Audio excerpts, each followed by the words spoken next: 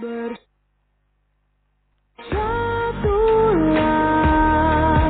Indonesia, jangan pernah terpecah belah.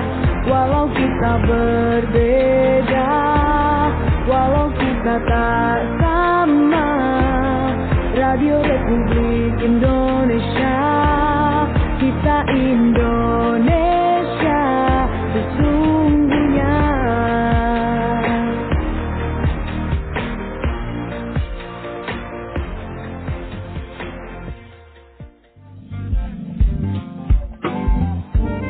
Ngulik Sumenep siang ini.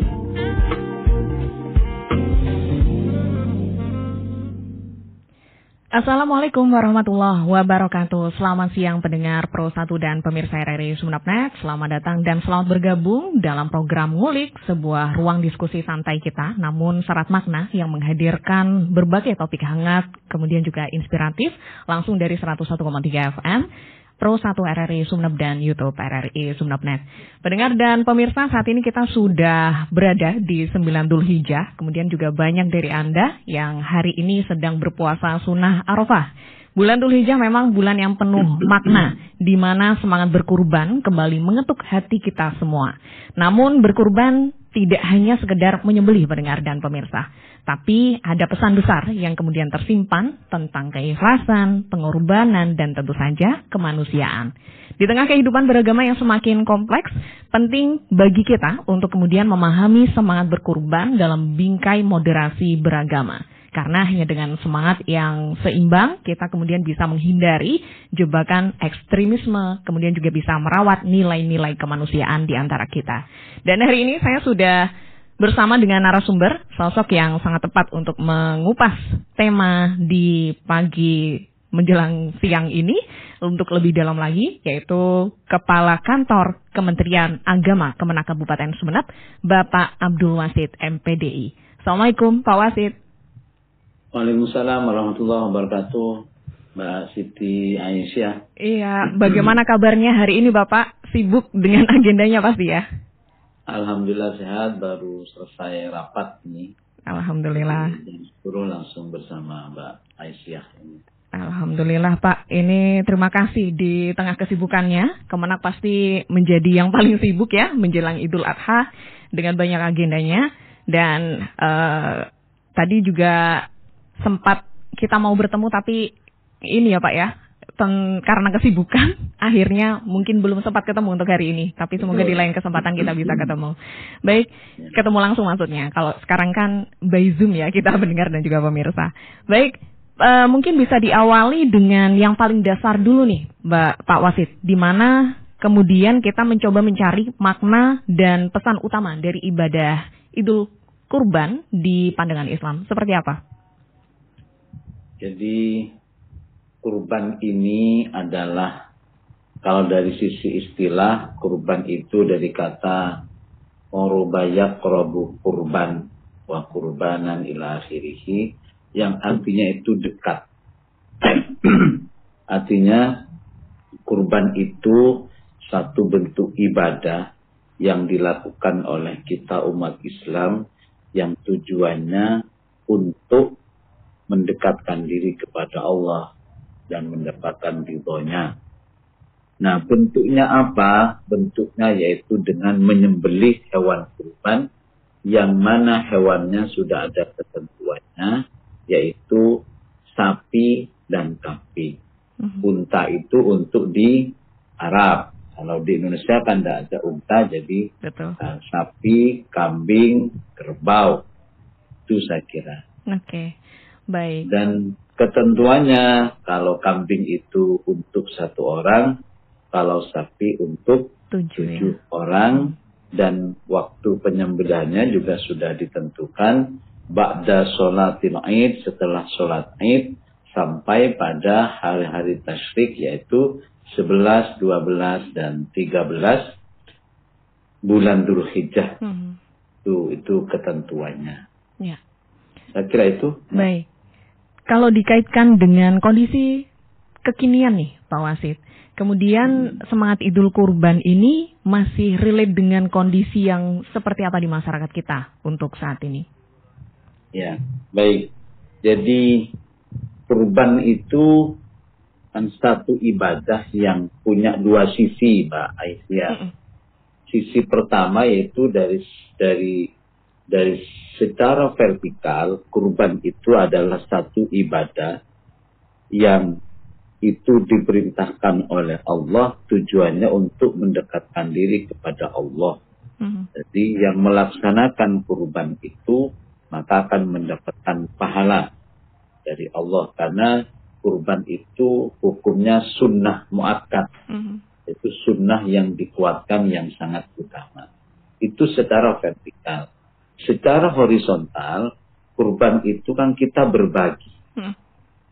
Berbagi dengan para fuqara, para masakin, orang-orang yang kesusahan, ataupun juga berbagi dengan saudara-saudara kita, tetangga-tetangga kita. Nah, maka dua sisi ini dalam bahasa santri itu kan sudah mencakup satu secara vertikal hablum minallah untuk mendekatkan diri kepada Allah, secara horizontal ini hablum minannas, wujud kepedulian kita di dalam berkurban. Dan dua semangat ini ada dalam setiap ibadah apapun yang kita lakukan, ibadah mahdhah maupun ibadah ghairu mahdhah. Dua hal ini pasti ada. Karena orang yang dekat dengan Allah pasti juga dekat dengan manusia. Orang yang dekat dengan Allah pasti tidak egois, tidak pelit, tidak individualis. Pasti berpikir tentang orang lain. Karena semakin dekat orang kepada Allah, semakin paham. Kenapa sih harus pelit? Wong kita ini pada hakikatnya tidak punya apa-apa, semuanya milik Allah. Kita lahir tidak bawa apa-apa. Untuk individualis misalnya, apa sih yang kita bisa lakukan tanpa orang lain, tanpa bantuan orang lain? Tidak bisa kita melakukan apa-apa. Hari ini saya menjadi narasumber karena diundang oleh RRI. Coba RRI tidak undang, saya tidak bisa jadi narasumber. Mbak Aisyah juga tidak bisa jadi presenternya. Ini saya kira hal-hal yang, dan dua aspek ini saya kira akan terus berkorelasi baik dengan situasi kekinian. Kayak begitu. Ya, apalagi kondisi zaman katanya semakin tua semakin menekan ya Pak Wasid. Di mana dibutuhkan eranya tidak lagi kompetitif tapi kolaboratif begitu ya. Kolaboratif, betul. Ya. Nah, kalau dikaitkan dengan moderasi beragama seperti apa nih Pak Wasid? Semangat kurban dan moderasi dengan seluruh masyarakat, tidak memandang itu Islam maupun bukan Islam. Jadi dalam moderasi beragama kita kan salah satu yang paling penting kan menjunjung tinggi nilai-nilai kemanusiaan. Jadi menjunjung tinggi nilai-nilai kemanusiaan sehingga bagaimana kita itu yang ketika berkurban itu betul-betul ada kepedulian di dalam diri kita kepada orang lain. Tanpa harus membedakan ini kelompoknya apa, alirannya apa, ormasnya apa, latar belakang sosial ekonominya apa. Ya, ini adalah umat Islam yang ini punya hak yang sama untuk menerima daging kurban kita. Yang selanjutnya juga tentu dengan berkurban dan menjunjung tinggi nilai-nilai kemanusiaan, secara tidak langsung kita ini kan ini wujud dari kepedulian kita pada sesama, juga pada bangsa dan tanah air. Mereka yang fuqara masakin, bagian dari bangsa Indonesia. Bagian dari orang Indonesia. Artinya dengan berkurban, secara tidak langsung kita berbagi kebahagiaan, kita berbagi rezeki sedikit, sehingga ini juga bermanfaat. Bagaimana nantinya kurban itu juga berkontribusi positif pada peningkatan ekonomi dalam skala yang kecil. Saya tidak bicara ini dengan kurang kan mengurangi kemiskinan, tidak. Tapi minimal dalam 2, 3 hari, 4, 5 hari ke depan kita berbagi kebahagiaan. Begitu. Baik. Dan kita juga ajak pendengar dan pemirsa ya Pak ya untuk bergabung berdiskusi bersama di Ngulik edisi hari ini. Silakan pendengar maupun pemirsa, Anda bisa menggunakan 3 line telepon ini 08113345 101, juga di 662317 atau bisa juga di 665396 dengan kode area 0328. Anda juga bisa menggunakan live chat YouTube RRI Sumeneb.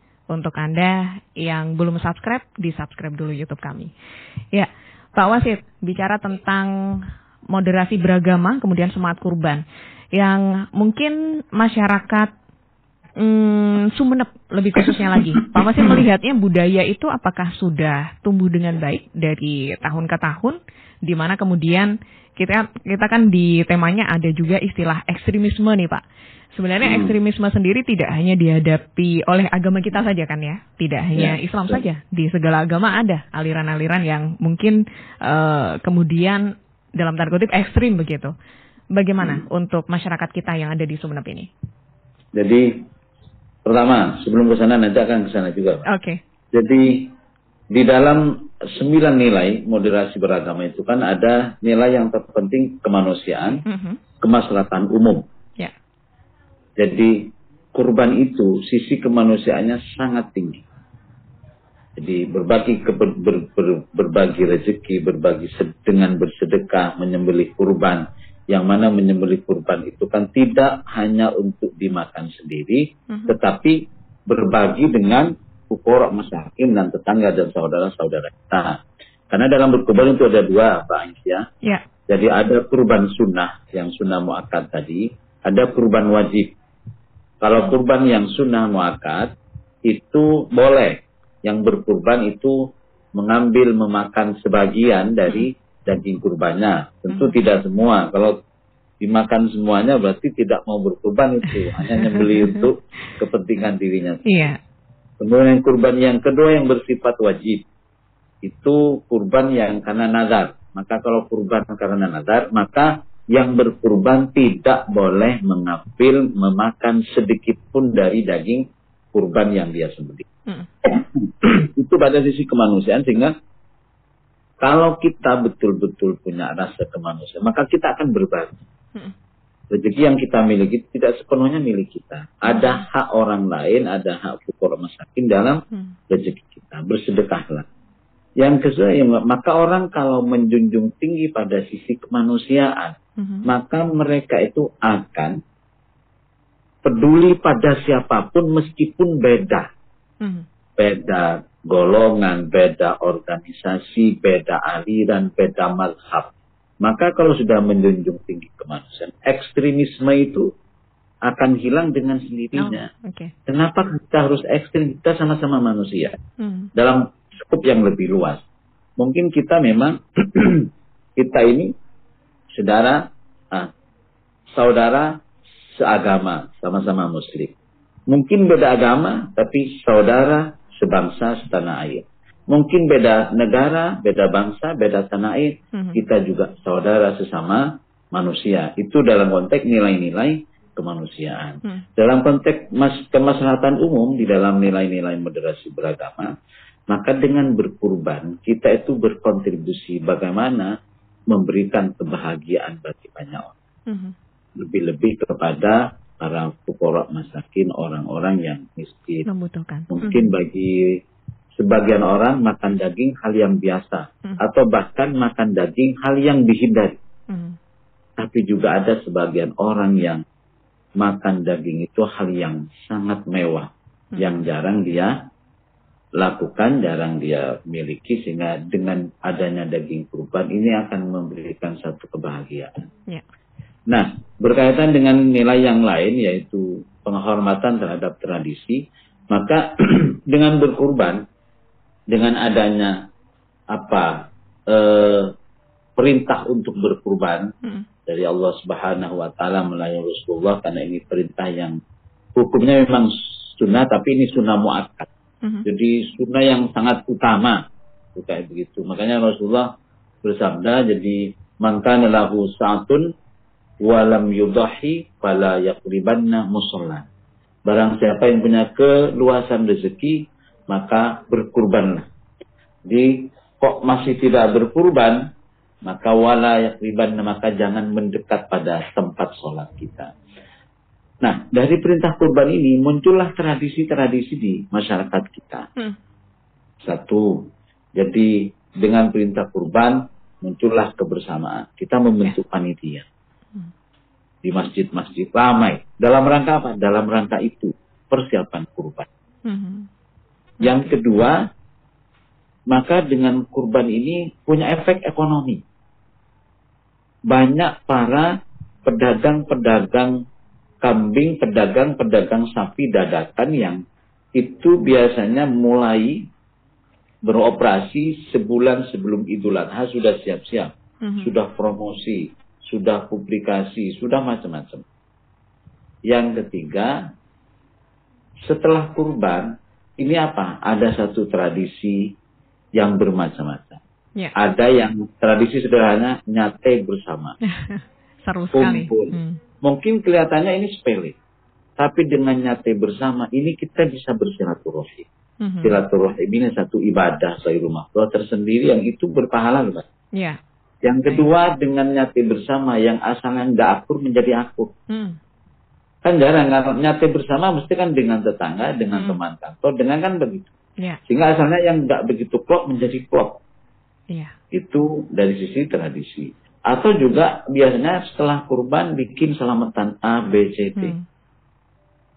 Nah, ini masih murni masalah kurban. Belum lagi bagaimana tradisi dalam Idul Adha. Kita spesifik. Maka dengan adanya syariat kurban itu, maka lahirlah tradisi-tradisi di masyarakat yang tradisi itu baik. Tidak bertentangan dengan apapun. Hanya kemasannya nyate-nyate, substansinya silaturahim dan saling bersedekah. Baik. Kayak gitu. Kemasannya itu rapat panitia kurban, tapi itu adalah silaturahim sesama para panitia kurban. Dan semangatnya adalah semangat kemaslahatan umum, semangat saling tolong-menolong dalam kebaikan. Saya kira itu. Iya, Pak Wasid, berarti artinya moderasi ini tidak hanya untuk kita dengan agama yang lain, tapi juga di internal Islam sendiri. Oh iya, ada betul. Banyak organisasi, kemudian juga ada banyak pemahaman yang mungkin tidak sama, tapi bisa bersama di momentum ini begitu ya. Kalau biasanya tadi Pak Wasid bilang nyate bareng, kalau biasanya kan ngopi bareng nih untuk bisa bersilaturahim. Nah, di momentum Idul Adha berarti ya kita kayaknya harus diagendakan nih pendengar ya, dan juga pemirsa untuk nyate barengnya. Baik Pak Wasid, ini ada yang bergabung, ada Pak Zain di kawasan Kolor Sumeneb. Terima kasih sudah mengirimkan pesan WhatsApp-nya di 081133455101. Ini nanti pertanyaannya cocok di Mutiara Pagi juga ini. Soalnya tentang hukumnya nih Pak, nggak apa-apa ya sekalian kita edukasi ke masyarakat. Sebenarnya untuk sapi itu untuk 7 orang atau 7 kepala keluarga. Yang benar di pandangan Islam seperti apa sih? Silakan Pak Wasid. Oke. Jadi status sapi itu berlaku untuk 7 orang. Oke. Bukan 7 kepala keluarga. Jadi 7 orang, ya baik dalam satu keluarga ataupun beda keluarga, yang penting itu untuk 7 orang. 7 nama ya Pak Wasid ya? Gimana? 7 nama ya? 7 nama, 7 orang, 7 orang. person. Iya. Makanya di beberapa desa itu ada tradisi kompolan kurban. Ya. Nah, jadi mereka berkurban dengan secara bergiliran. Itu tidak ada persoalan. Baik, jadi seperti itu. Nah, untuk Anda yang ingin bergabung, pendengar dan juga pemirsa, silakan Anda bisa langsung menelpon di 0811-3345-101, atau di nomor ini Anda juga bisa mengirimkan pesan WhatsApp. Bisa juga di 2 telepon lain di 662317 atau 665396 dengan kode area 0328 untuk Anda yang berada di luar kawasan Sumeneb. Kita sedang berada dalam program Ngulik bersama dengan Bapak Abdul Wasid MPDI, beliau Kepala Kantor Kemenak Kabupaten Sumeneb, dengan topik bahasan semangat berkurban dalam bingkai moderasi, menghindari ekstremisme, merawat kemanusiaan. Kita akan lanjutkan di sesi berikutnya ya Pak Wasid. Pastikan Anda terus stay tune pendengar dan pemirsa di Ngulik. Oke.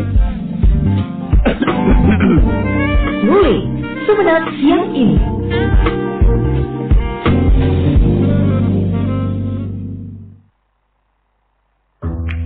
Wih, keren banget nih. Katanya ada obat herbal bisa mencegah sakit gigi seumur hidup. Ada hoax tuh. Widih. Ini juga keren nih. Ada sumber energi baru PLTH, pembangkit listrik tenaga hampa. Ini juga hoax kali. Lu bacanya apaan sih? Aduh, pantesan portal abal-abal lu baca. Kalau mau baca berita yang lengkap tapi udah verified, mulai dari berita nasional, internasional, olahraga, gaya hidup sampai hiburan, lu cukup klik rri.co.id. Di situ lu juga bisa streaming RRI digital. Aduh, makanya cek-cek dulu biar gak kegocek di rri.co.id. RRI Digital dengan tampilan baru, berbagai konten kolaborasi dari berbagai program nasional, termasuk siaran visual langsung, siaran radio langsung, daftar putar musik, podcast, berita video, dan berbagai fitur interaksi pengguna dalam permainan. Berbagai konten menarik seperti suka, komentar, dan berbagi, serta obrolan langsung dengan penyiar dan pengguna. Pesan langsung dan fasilitas obrolan pribadi antara pengguna aplikasi juga tersedia. RRI Digital tersedia di Google Store dan App Store. RRI Digital.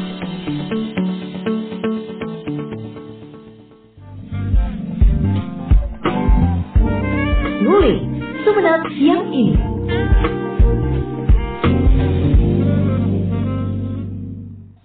Pro 1 RRI Sumenep, kanal informasi dan inspirasi. Anda masih bersama program Ngulik dan saya juga masih menemani Anda. Ais yang bersama Anda pendengar. Anda bisa bergabung untuk membahas tentang semangat berkorban dalam bingkai moderasi menghindari ekstremisme merawat kemanusiaan bersama dengan narasumber Bapak Abdul Wasid MPDI, Kepala Kantor Kemenang Kabupaten Sumenep.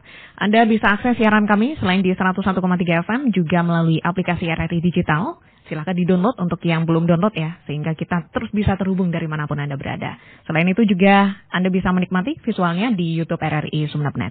Baik Pak, kita akan lanjutkan nih di sesi ini mungkin lebih ke nilai moderasi beragama yang perlu untuk kita kupas lebih dalam lagi, terutama di kawasan Sumenep ini.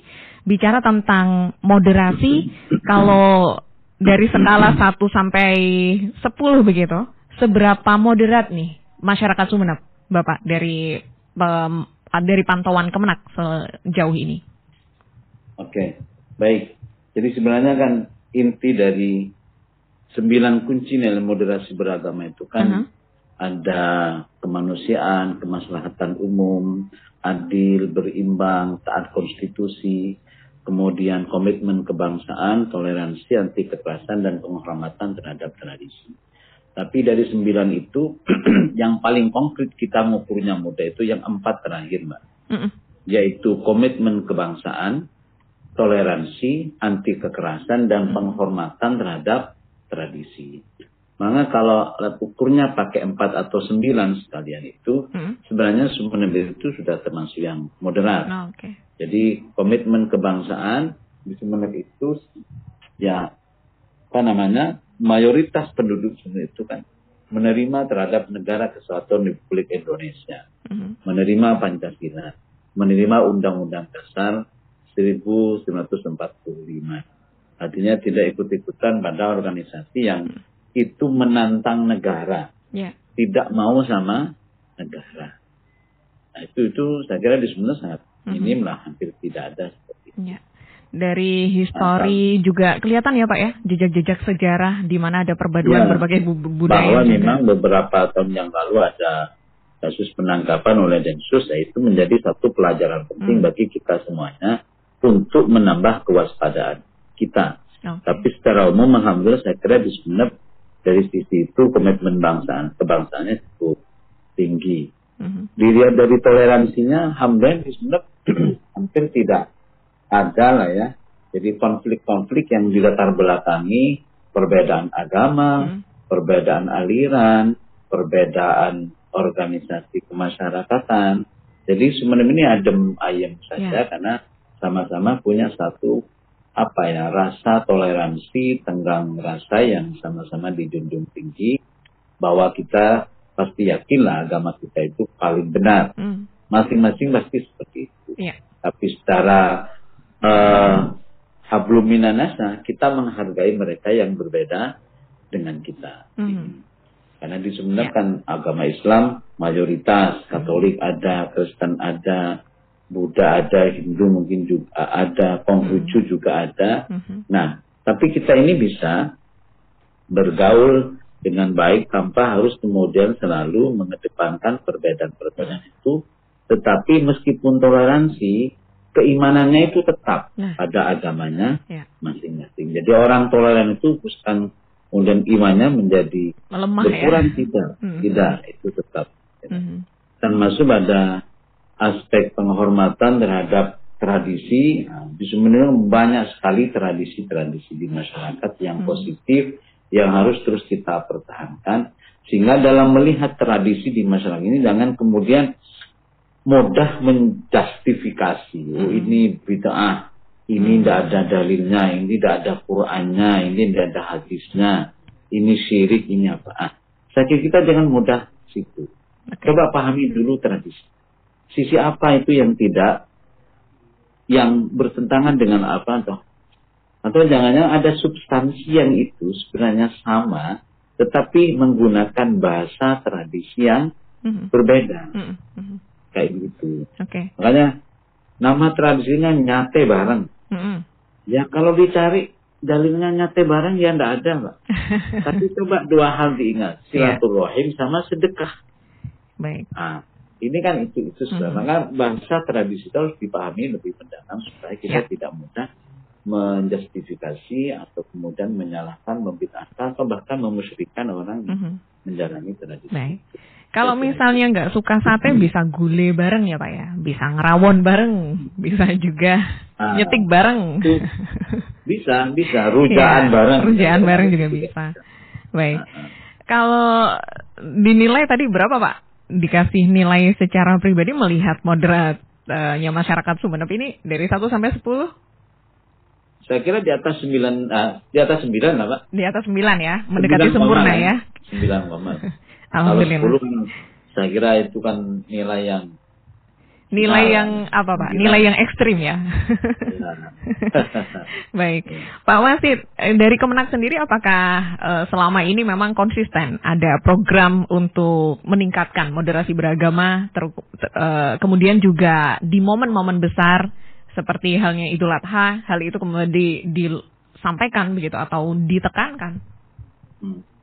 Ya. Jadi kita itu moderasi beragama itu memang menjadi program prioritas. Namanya penguatan moderasi beragama. Itu kita lakukan pertama ke ASN kantor Kementerian Agama. Juga kita lakukan penguatan moderasi beragama kepada para guru-guru dan kepala madrasah swasta, kepada madrasah diniyah, juga kepada santri-santri di pondok pesantren itu juga kita lakukan, termasuk kepada beberapa majelis-majelis taklim yang ada di Kabupaten Sumeneb. Nah, karena ini kita lakukan memang untuk menguatkan terutama pada 4 hal tadi itu, Mbak Aisyah. Jadi pada para guru, jadi bagaimana betul-betul punya kesadaran komitmen kebangsaan, anti kekerasan. Bagaimana mendidik hari ini itu betul-betul berupaya menghindari bentuk-bentuk tindakan kekerasan yang itu bisa menciderai anak didik kita dengan caranya para guru-guru kita. Sehingga mesti kita kaitkan dengan audiennya. Kalau guru diniyah gimana, dengan para santri gimana, kalau dengan para santri bagaimana implementasinya.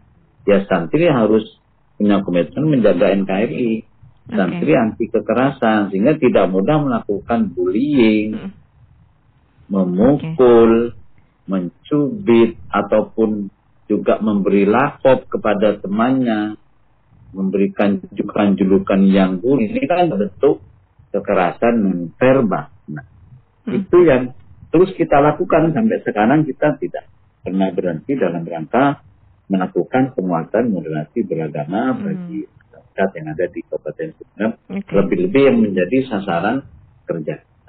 Baik. Ya, jadi ada program yang memang sudah di planning ya Pak ya, kemudian juga dilakukan di setiap momen ya, termasuk di Idul Adha seperti saat ini. Tadi merangkul berbagai macam stakeholder berarti ya Pak Wasid? Ya, kita kerjasama dengan FKUB, kita kerjasama dengan Forum Madrasah Diniyah Takmiliyah, dengan KKM Madrasah, kerjasama juga. Ya dengan banyak, karena kan ya tadi itu Mbak, kita tidak bisa berdiri sendiri tanpa bersinergi dan kolaborasi dengan institusi ataupun orang. Oke, baik. Nah Pak, ini saya bacakan pertanyaan dari pendengar terlebih dahulu terkait dengan apa yang kita bicarakan. Ini mau menanyakan tentang kurikulum keagamaan di madrasah atau pesantren di Sumeneb, Pak. Apakah sudah ada nilai-nilai moderasi dan toleransinya secara khusus dibuatkan begitu? Terima kasih untuk Bu Ita di kawasan Kota Sumeneb. Baik, jadi kalau kurikulum langsung moderasi beragama, itu memang tidak langsung diinkludkan masuk di situ. Tapi 9 nilai yang ada di dalam kurikulum itu, lebih spesifik yang toleransi beragama itu ada sudah. Tentang toleransi itu kalau dalam bahasa Arabnya itu kan at-tasamuh. Itu ada di dalam pelajaran akidah akhlak. Jadi bagaimana kita toleransi, saling menghargai mereka yang berbeda dengan kita. Karena di madrasah itu kan toleransi bukan satu hal yang baru sebenarnya Mbak Aisyah. Ya. Jadi kan misalnya apalagi di pondok pesantren, toleransi bukan hal yang baru. Karena kan di pesantren kan kalau yang sudah tingkat tinggi diajarkan fikih 4 mazhab. Jadi sudah dikenalkan dengan perbedaan-perbedaan di dalam pendapat itu. Jadi dan apalagi masalah toleransi secara umum di PKN itu ada bab toleransi. Di dalam pelajaran akidah akhlak itu juga ada masalah toleransi, dengan bahasanya di situ ada tasamuh. Kayak begitu. Karena perbedaan itu, perbedaan agama, perbedaan apapun itu kan bagian sunnatullah. Ya. Ya, itu jadi kan di Al-Quran juga ada kan, ya ayyuhan nasu inna khalaqnakum min dzakari wa untha wa ja'alnakum syu'uban wa qabaila lita'arufu. Itu kan kita memang diciptakan ada berbeda-beda suku, beda jenis kelamin, beda gender, beda macam-macam, beda ras. Ini adalah bagian dari sunnatullah, kondisi yang memang sudah menjadi ketentuan Allah. Tapi ingat, lita'arufu, agar kita saling mengenal. Nah, lita'arufu ini kan artinya saling mengenal, saling berbuat. Baik bukan saling mengejek, apalagi saling menegasikan antara yang satu dengan yang lainnya. Jadi saya kira di pondok-pondok, di madrasah sudah ada. Kalau di sekolah umum juga ada ya Pak ya? Di sekolah negeri maksudnya? Kalau sekolah umum kan di PKN itu jelas ada. Iya. Toleransi kan di PKN itu. Ya, dan mungkin poin yang ingin disampaikan Bu Ita, apakah perlu penegasan khusus kurikulum moderasi beragama di tengah kondisi kita yang semakin beragam ini, begitu Pak? Saya kira kalau harus menjadi pelajaran sendiri itu tidak harus. Tapi bagaimana 9 nilai itu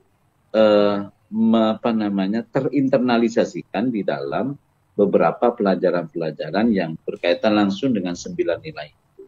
Kemaslahatan umum, kemanusiaan, kemudian tadi lagi juga keadilan, keseimbangan, taat konstitusi.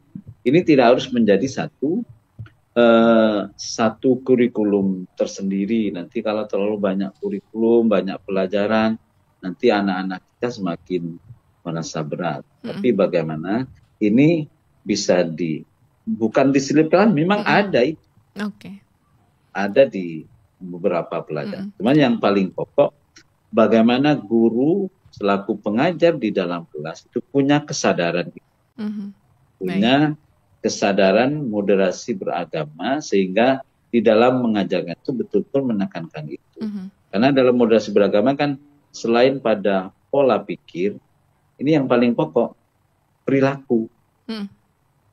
Sehingga manifestasi dari pola pikir yang moderat, maka perilakunya juga moderat. Gimana? Tidak diskriminatif di dalam memperlakukan siswa-siswi kita yang memiliki perbedaan-perbedaan tadi itu. Baik. Misalnya ngajar di dalam kelas, ada yang beda agama, perlakuannya sama, nilainya yang diberikan tetap objektif, tidak melihat agamanya apa, rasnya apa, kelompoknya. Itu kayak. Sebenarnya bicara tentang itu, kita bersyukur di lingkungan Sumeneb yang damai, religius, kemudian kita juga ini ya Pak ya, adem ayem lah istilahnya. Karena kalau bicara tentang tadi Bapak sempat sampaikan jangan memperlakukan yang berbeda jika di satu kelas ada teman yang mungkin berbeda agama. Karena yang mungkin viral belakangan ini juga ada kasus yang cukup menyayat hati begitu ya, di mana anak kemudian dibully oleh temannya karena berbeda agama sampai kemudian meninggal dunia. Hal ini sangat disayangkan begitu ya. Semoga hal itu bisa jadi pelajaran juga ya Pak, meskipun di lingkungan kita adem ayem. Nah, terakhir Pak Wasid, di setiap momentum pasti ada ritualnya, ada kegiatannya, ada upaya untuk memperingatinya. Cuma yang sering terlupa adalah di hari setelahnya itu, kemudian refleksinya tuh seolah-olah cuma satu hari nih Pak, nggak tahan lama nih, kemudian nggak dibawa di hari-hari setelahnya. Mungkin ada pesan yang kemudian bisa menguatkan kita semuanya agar bisa tetap berjiwa moderat, bisa merefleksi nilai-nilai Idul Kurban di Idul Adha ini, kemudian kita bawa di keseharian seterusnya nih Pak. Ya, baik, terima kasih. Jadi berkurban itu atau menyembelih hewan kurban. Jadi nafasnya itu atau secara filosofis kan sebenarnya kita itu sedang menyembelih pola pikir, perilaku yang mirip dengan pola pikir, bukan pola pikir, perilaku dan karakter hewan yang ada di dalam diri kita. Bagaimana itu betul-betul disembelih. Apa itu kesombongan, keegoisan, ketamakan di dalam diri kita, dan beberapa yang lain, ketidaktahuan terhadap etika dan macam-macam. Itu kan perilaku-perilaku hewan yang bisa saja ada di dalam diri kita sebagai manusia. Maka pesan penting dalam penyembelihan itu bagaimana kita berani menyembelih ego kita, menyembelih kesombongan kita, menyembelih keindividualisan kita, menyembelih ketamakan kita. Sehingga dengan menyembelih itu semuanya, kita bisa hidup bersama dengan mereka yang berbeda dengan kita. Beda status sosialnya. Karena kaya, kita kemudian merasa lebih tinggi sehingga susah hidup bersama dengan mereka yang miskin.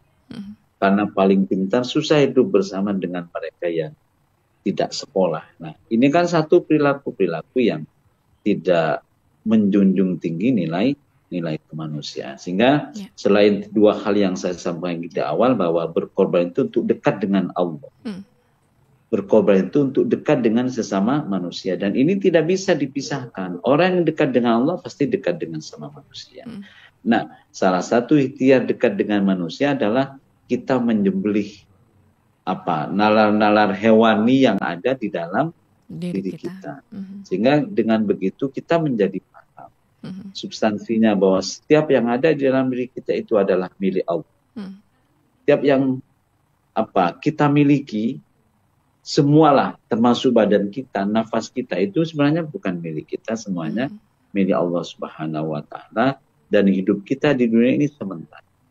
Maka dalam kesementaraan inilah, maka bagaimana kita sebaik-baiknya baik dengan sesama manusia dan juga baik dengan Allah Subhanahu wa Ta'ala. Maka ujung dari itu semuanya adalah kita itu betul-betul menjadi orang yang soleh. Amin. Soleh itu adalah al-qaim bi huquqillah wa huquqil ibad. Orang soleh itu adalah orang yang menunaikan kewajibannya kepada Allah dan menunaikan kewajibannya kepada manusia. Sehingga dalam bahasa kampus dulu adalah maka kita soleh secara individual pun juga soleh secara sosial. Dan inilah salah satu prototipe manusia yang mendekati sempurna. Saya kira itu. Baik, Masya Allah. Ini harus ingat ya Pak ya, berarti esok hari setelahnya berkurban sudah kita sembelih nih sifat-sifat hewan yang ada di diri kita gitu. Berarti tidak hanya untuk yang berkurban hewan saja ya, tapi dari masing-masing kita menyembelih sifat-sifat hewan yang ada dalam diri kita untuk kedamaian, untuk keselarasan dan harmoni yang Pak Wasid sampaikan tadi. Terima kasih atas pesannya yang luar biasa. Dan kemudian sama-sama. Juga kami sampaikan selamat menyambut Idul Adha esok hari ya Pak ya. Pasti kemenak banyak agendanya. Semoga semuanya lancar, diberikan kesehatan juga dan keberkahan tentunya. Terima kasih Bapak sudah menyempatkan waktu di Ngulik Pro 1 RRI Sumeneb. Dan kami juga sampaikan terima kasih untuk Anda semuanya, pendengar dan pemirsa yang sudah bersama kami di program Ngulik. Pastikan Anda terus stay tune di rangkaian Sumeneb siang ini berikutnya. Dinamika olahraga langsung dari Pro 3 RRI di Jakarta. Saya Ais pamit undur diri. Assalamualaikum warahmatullahi wabarakatuh.